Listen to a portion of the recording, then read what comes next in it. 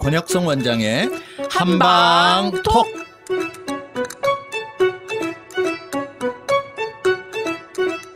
청취자 여러분 안녕하십니까? 권혁성입니다. 안녕하세요. 서유경입니다. 네, 오늘의 주제는 갑상선 질환입니다. 먼저 갑상선 기능 이상에 대한 이야기를 먼저 했으면 좋겠는데요, 선생님.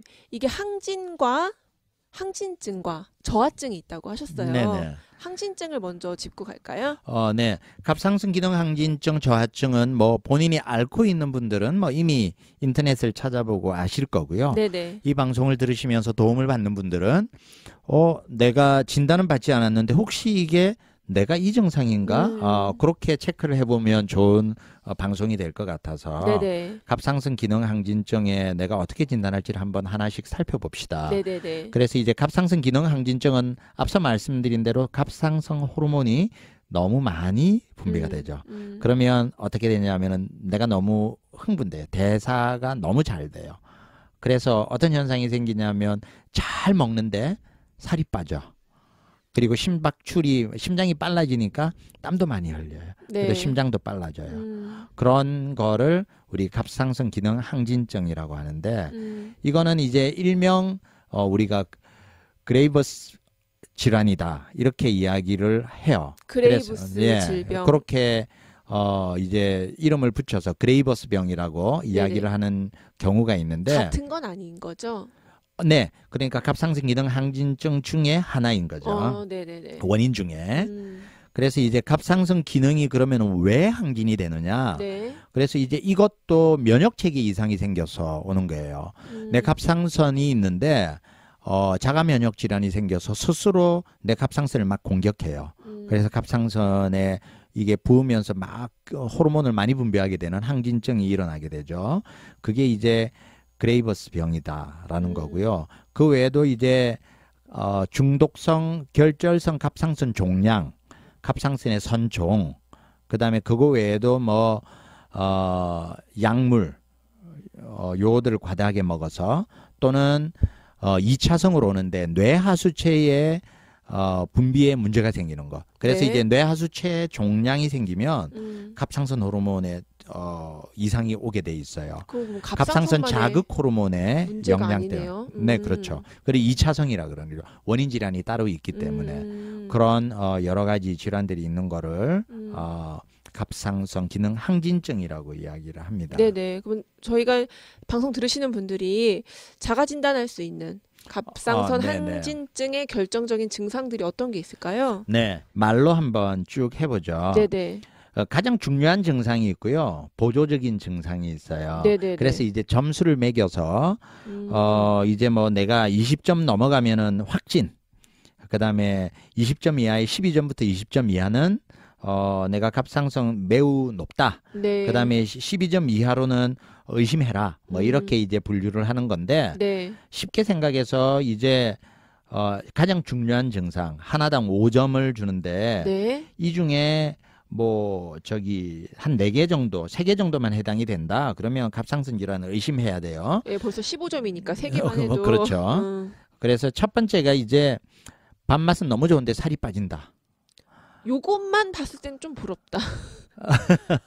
근데 살 빠지는 거는 좀 갑자기 많이 빠지는 거는 여러 가지로 안 좋다고 하더라고요. 그렇죠. 네. 그래서 사실은 다른 질환도 있지만 네네. 일단 뭐 내가 밥맛이 무지 좋은데 살이 빠진다. 그러면 갑상선 이렇게 의심 첫 번째 한번 해보고요. 네네. 두 번째 갑자기 맥박이 쉬고 있는데도 굉장히 빨라져. 한 번에 막 90회 이상, 100회 네네. 이상 이렇게 빨리 뛰어. 내가 평상시보다 훨씬 느낄 정도로. 네. 그리고 세 번째 다른 사람들보다 너무너무 더워져. 열이 너무 많이 나. 이제 갱년기로 오해하죠. 그러면서 땀이 나니까. 네네. 그런 경우. 네 번째는 막 손이 흥분돼서 떨려. 우리 심장 빨리 뛰면 손이 좀 떨리잖아요. 그래서 손이 좀 떨리는 증상이 와요. 네. 그리고 어떤 경우에는 마비가 와서 확 누워 있는 경우, 손발 움직이지 못할 정도로 마비가 온 경험이 있어요. 그런데 뭐 정신을 잃는 건 아니고 말짱했다. 네. 이런 증상 중에 적어도 3가지가 있다 그러면은 위험성이 높죠. 네. 그게 5점 가장 중요한 정상이고요. 네, 각각 5점씩 매겨보시면 됩니다.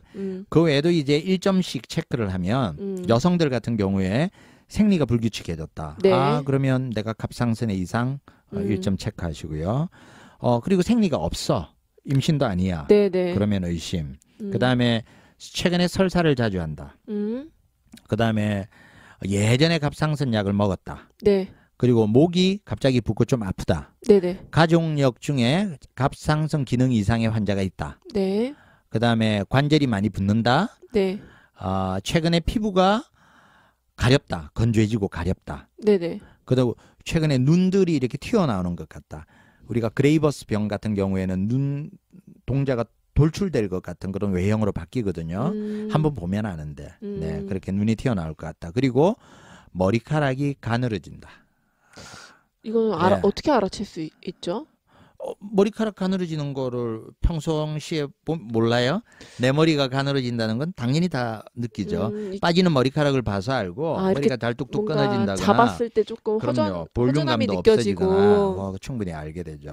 그거 외에도 이제 0.5점 증상인데 네네. 피곤하다, 숨이 차다, 운동할 때 그리고 설사 아까 이야기했지만 변을 자주 본다. 그다음에 여성한테 많기 때문에 내가 여자다. 20, 40세 그럼에도 불구하고 여자다.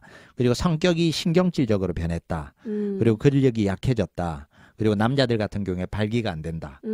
이런 경우가 0.5점이거든요. 그래서 네네. 대충 해서 20점 이상이면 거의 확정적인 거고요. 12점에서 19점 정도면 내가 갑상선 질환이 있구나라고 의심을 해야 됩니다. 그 아까 막 많이 먹어도 살이 빠진다고 했잖아요. 항진증의 이 증상이. 네. 그러면 그게 다 열량이 다 소모적으로 다 빠져나간다라는 이야기잖아요. 그렇죠. 쓸데없는 소모가 되는 걸로. 거죠. 네. 그럼 이제 좀 약간 보하는 음식 이런 거 좀 먹어야 될까요? 예, 이제 갑상선 질환이 있으면 사람들은 이제 갑상선 호르몬을 만드는 게 요오드라고 알고 있죠. 그죠? 요오드. 네네. 요오드는 우리가 해조류에 많잖아요. 네네. 그래서 요오드가 많은 김, 해조류 같은 것들은 미역 같은 것들을 많이 먹는 거는 사실은 너무 많이 먹는 건 좋지 않아요. 그렇지만 갑상선 기능 항진증에 너무 제한할 필요도 없어요. 그래서 한국 사람들은 보통 식사로 충분하게 요오드 결핍증은 생기지 않기 때문에 식탁에 그래서 요오드에 대해서는 생각할 필요가 없고요. 네네. 갑상선 기능 항진증은 소모성 질환이에요. 그래서 에너지가 너무 많이 소모가 되기 때문에 치료를 하시면서 일단 칼로리 보충은 고단백질로 보충을 하시는 게 좋습니다. 잘 먹어야 되는 거네요. 네. 지금 갑상선 기능 항진증에 대해서 알아봤고요. 근데 반대로 저하증에 대해서도 이야기 좀 해주세요, 선생님. 네, 그렇죠. 사실은 이제 갑상선 기능 항진증은 심장이 빨리 뛰고 네네. 그렇기 때문에 환자들이 대부분 병원 가요. 그래서 이제 갱년기 장애인지 체크하고 갱년기 장애와 많이 오해를 또 하기도 하죠. 그래서 체크가 되고 치료를 하면 또 좋아져요. 그러니까 체크가 되는데 이제 이 갑상선 기능 저하는 네. 소리 없이 서서히 피곤하고 이렇기 때문에 처음에 이렇게 진단을 잘 못하는 경우가 많아요. 그래서 갑상선 기능 저하증은 이제 호르몬 분비가 적게 되는 거잖아요. 네네. 그래서 우리가 이제 갑상선 기능 저하증 1차선 갑상선 질환으로는 우리가 하시모토 병이다 이야기를 많이 들었었을 텐데 하시모토 갑상선염 을 앓고 있는 사람들을 갑상선 기능 저하증이 생깁니다.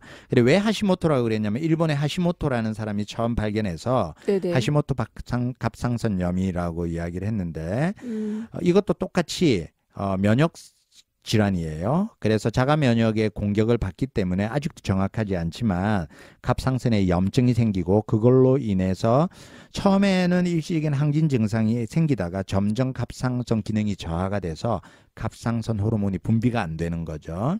그런 하시모토가 있고요. 그다음에 뭐 감염, 수술 후 뭐 이런 쪽으로 원인이 생기고 2차적으로 갑상선 기능 항진증이랑 똑같아요. 뇌하수체에 조절하는 기능이 떨어져서 갑상선 자극 호르몬이 분비가 안 되면 네. 반대로 호르몬이 분비가 자극이 안 되니까 떨어지겠죠. 그런 뇌의 어떤 다른 2차적인 문제 때문에 갑상선 기능 저하증이 생깁니다. 뭐 둘 중에 뭐가 더 위험하고 이런 게 있나요? 예, 뭐 더 위험하고 안 그런 건 위험하고 아니에요. 보다는 증상이 전혀 다르죠. 예, 다르기 때문에 기능 항진증은 막 사람이 정말 힘들고 죽을 것 같고 그렇지만 갑상선 기능 저하증은 뭐라 그럴까 좀 사람이 늘어지죠. 살도 찌고. 무력해지는군요. 네. 그래서 갑상선 기능 저하증을 진단하려면 먼저 이제 이것도 똑같아요. 네, 아까처럼. 예, 항진증처럼 똑같이 해야 되는데 얘는 지금 읊어드리는 점수를 다 더해서 15점 이상이면 확실하다. 갑상선 기능 저하가 확실하다. 네. 그리고 15점 이하, 6점 이상 15점 이하면 네네. 미만이죠. 미만이면 미만이면 갑상선 기능을 의심하고 검사를 받아봐라. 자, 이런 이제 진단을 내릴 수 있는데 네네. 가장 중요한 거 5점짜리 네. 이거 3개만 해도 15점이죠. 그죠? 네. 첫 번째 넣고 쉽게 피로하고 무기력하다. 이건 대표 증상이네요. 그렇죠. 만성 피로 다양한 이유가 있지만 일단 내가 피곤해요. 두 네. 번째 최근 들어 추위를 너무 많이 느껴요. 아까는 더위를 많이 탔는데. 네, 갑상선 기능 항진과 반대 증상이죠. 그러네요. 그다음에 이거는 갑상선 기능 항진증 살이 빠졌잖아요. 네네. 얘는 입맛이 없고 잘 못 먹는데 살은 계속 쪄요. 그리고 최근에 몇 개월 동안 5kg 이상 늘었다. 그다음에 최근에 목 있는 부위에 갑상선 부위가 좀 튀어나와 보인다. 눈에 띄게. 예. 네.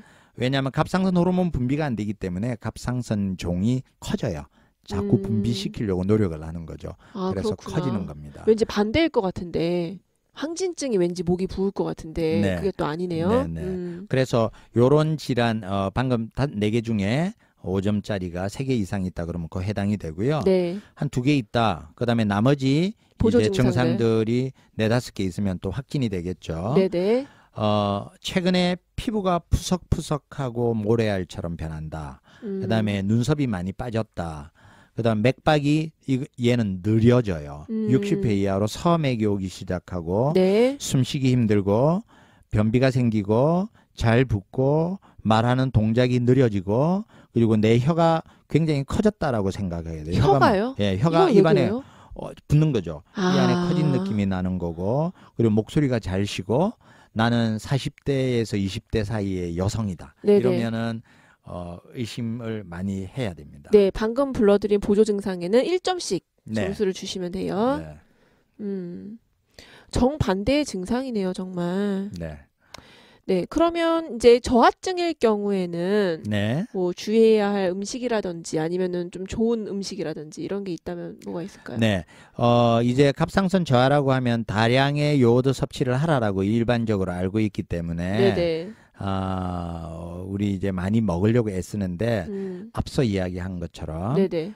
요오드는 우리 적당한 양을 우리 음. 한국인의 식탁에서는 적당히 공급되고 있기 때문에 네네. 너무 애써서 많이 먹지 말고요. 오히려 너무 많이 먹으면 오히려 갑상선 기능 저하증을 유발할 수 있습니다. 그래서 사실은 갑상선 기능 저하증에 우리가 좋은 음식이다라고 하면 알려져 있는 것들이 첫 번째가 양배추예요. 네. 두 번째가 이소플라본이 풍부한 콩이에요. 이소플라본. 예. 이 콩은 이제 여성들한테 굉장히 좋고요. 네네. 갑상선에 좋은 것이기 때문에 일단 뭐 검은 콩 같은 것들을 꾸준하게 먹는 것. 그리고 세 번째가 비타민 C가 많은 음식. 네네. 토마토 같은 거. 네. 그다음에 수분이 많은 음식. 그래서 이제 복숭아, 수박 이런 수분이 많은 음식 이런 것들이 갑상선 기능 저하증을 앓고 있는 사람에게 좋은 음식이다라고 이제 정보를 드릴 수 있습니다. 네, 오늘도 좋은 말씀 많이 해주셨습니다. 갑상선 질환에 대한 이야기 나눠봤는데요. 갑상선 질환 앓고 계신 분들이 방송 듣고 또 위로도 받으시고 또 도움도 받으셨으면 좋겠습니다. 오늘 여기까지 하겠습니다. 네, 감사합니다. 지금까지 진행의 권혁성, 서유경, 제작의 김미옥, 박송이었습니다.